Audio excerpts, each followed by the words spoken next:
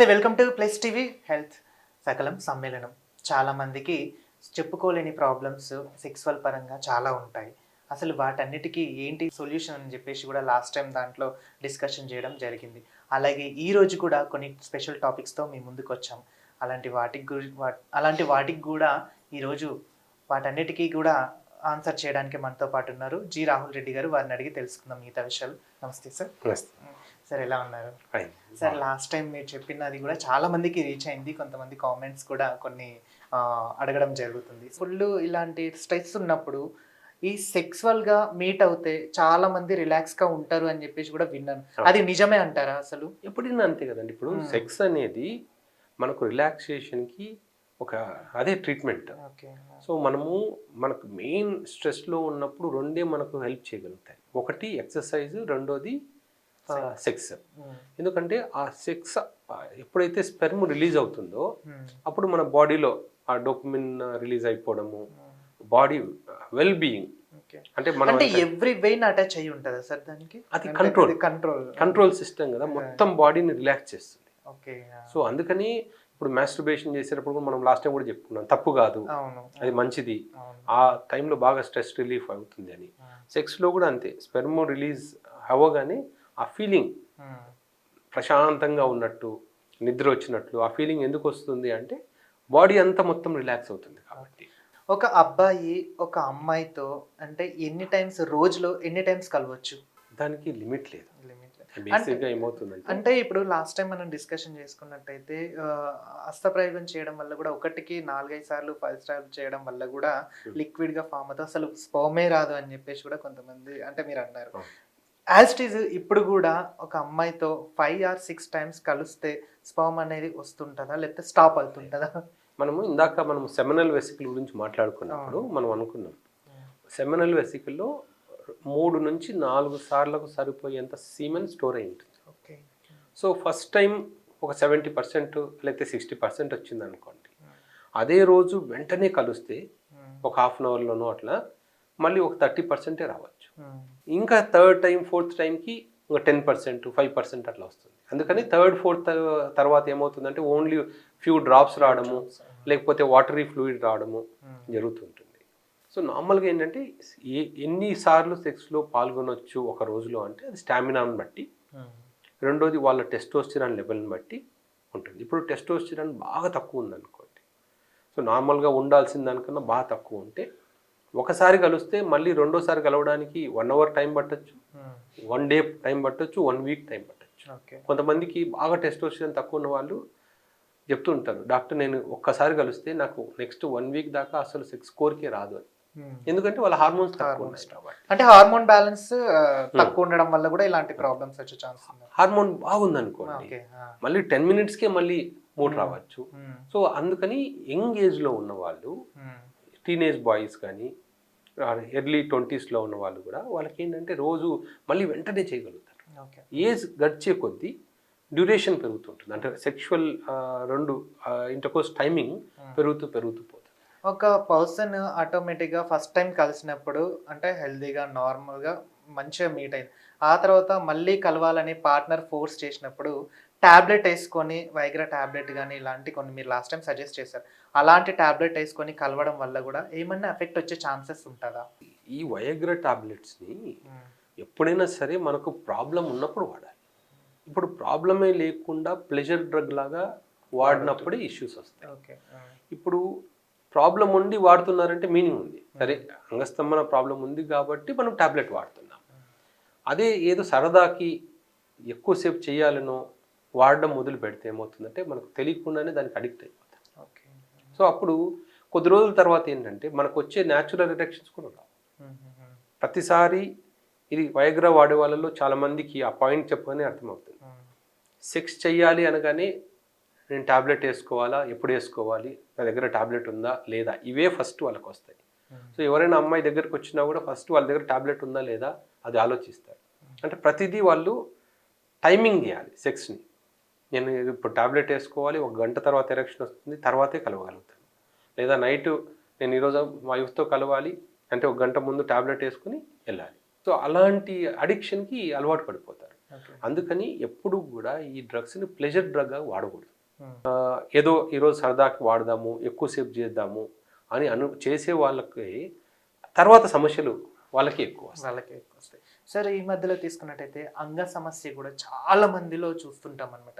అంటే కొంతమందికి అంగం అనేది చిన్నగా ఉంటుంది, మరికొంతమందికి కూడా బేసికల్లీ తీసుకుంటే 6 ఇంచెస్ అని చెప్పేసి చాలా మంది అంటూ ఉంటారు. సో కామన్గా డిస్కషన్ చేసుకునే టైంలో 6 ఇంచెస్ అని చెప్పేసి 5 ఇంచెస్ అని చెప్పేసి కూడా కొంతమంది డిస్కస్ చేసుకుంటారు. కొంతమంది చిన్నగా ఉంది అని బయటికి చెప్పుకోలేని వాళ్ళు ఉంటారు. అలాంటి వాళ్ళకు ఇప్పుడు కొన్ని చూస్తుంటాం, టాబ్లెట్స్ వేయగానే ఆటోమేటిక్గా పెరుగుతుంది అని చెప్పేసి కూడా విన్నాము. అవి నిజమే అంటారా? అసలు నిజంగానే అలాంటి అంగం అనేది పెరిగే ఛాన్స్ ఏమైనా ఉంటుందా? దానికి ఏమైనా ట్రీట్మెంట్ ఏమైనా ఉంటుందా అసలు? అంటే ఇది తెలియకుండానే మీరు చెప్పిన టాపిక్ మీద మన ఇండియాలో కొన్ని వేల కోట్ల బిజినెస్ జరుగుతుంది. ఓకే. కొన్ని వేల కోట్లు, నాట్ లక్షల్లోనూ కాదు, వేల కోట్లలో. అంటే ఈ టాబ్లెట్స్ ఉన్నాయి అని చెప్పేసి ఇప్పుడు కేవలము మీరు నైట్ టైం, అంటే ఇప్పుడు వస్తుందో లేదో తెలియదు కానీ నైట్ టైం టీవీ పెడితే చాలా వరకు ఛానల్స్లో ఏమొస్తాయి, breast enhancement screens, penis enhancement screens. So దాంట్లో ఏంటి, వాళ్ళు మన సైకాలజీతో గేమ్ ఆడతారు.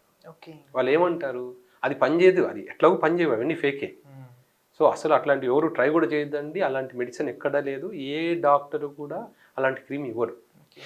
సో కాకపోతే ఏంటంటే ఎవరికైనా పెనిస్ చిన్నగా ఉన్నప్పుడు ఏమనిపిస్తుంది, టీవీలో యాడ్ వచ్చింది, దాంట్లో ఏమంటారు, MRP 4,999, ఇప్పుడే ఆర్డర్ చేస్తే మీ ఇంటికి తీసుకొచ్చేస్తాము 2,000, ఇప్పుడు వెంటనే ఇచ్చేస్తే డిస్కౌంట్ 2,999. సో వాళ్ళకి ఏంటంటే అరే డిస్కౌంట్ ఇస్తున్నారు, 3,000 కదా, ట్రై చేస్తే ఏమైంది, సో ఆర్డర్ ఇస్తారు.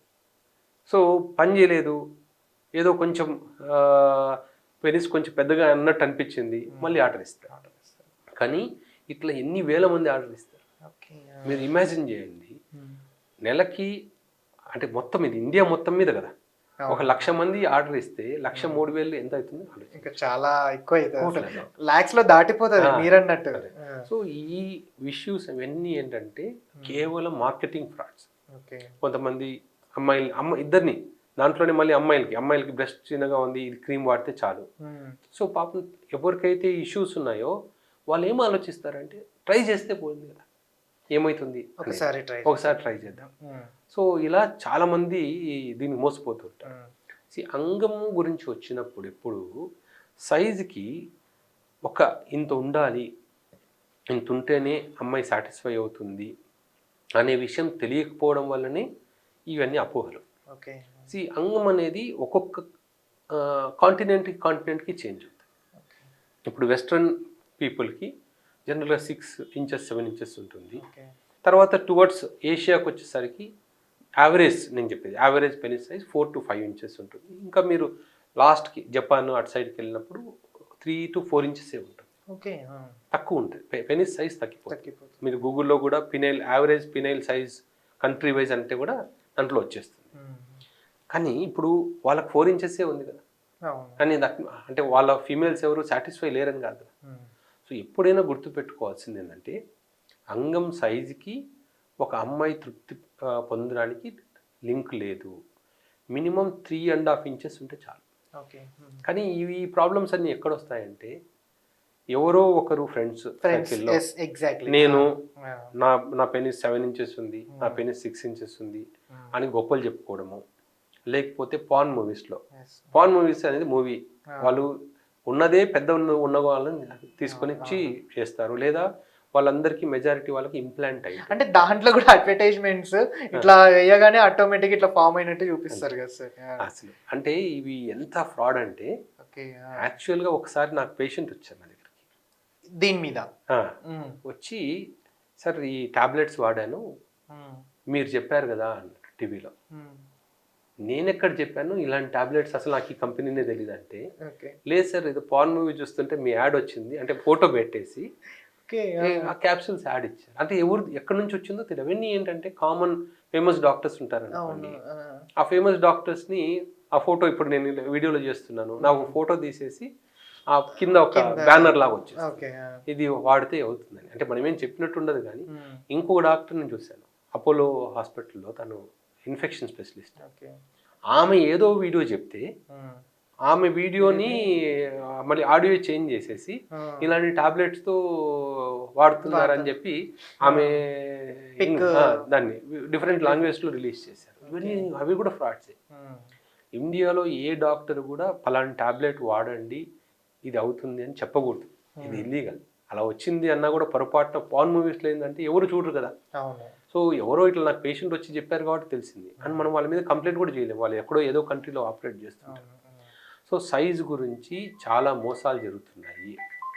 సో దాన్ని మనము వీలైనంత వరకు దూరంగా ఉండాలి. ఇప్పుడు నేను సైజు పెంచగలను అంటే నా హాస్పిటల్ బయట 1 కిలోమీటర్ క్యూ ఉంటుంది. సో అందరికీ నార్మల్గా 6 ఇంచెస్ ఉన్న వాళ్ళకు కూడా నాకు ఇంకో ఇంచు పెంచుకోవాలంటారు. సో ఎవరికైతే 3.5 ఇంచెస్ కన్నా తక్కువ ఉందో వాళ్ళకు మాత్రమే మనం ట్రీట్మెంట్ చేయాలి. రెండోది, కొంతమందికి చిన్నప్పటి నుంచి హార్మోన్ తక్కువ ఉంటుంది. మేము మైక్రో పెనిస్ అంటాం. అంటే 21 ఇయర్స్ 22 ఇయర్స్లో కూడా పెనిస్ కేవలం 1 సెంటీమీటరే ఉంటుంది. అంటే డెవలప్ అయ్యింది. ఎందుకంటే చిన్నప్పటి నుంచి వాళ్ళకి ఇప్పుడు హార్మోన్ లేదు కాబట్టి.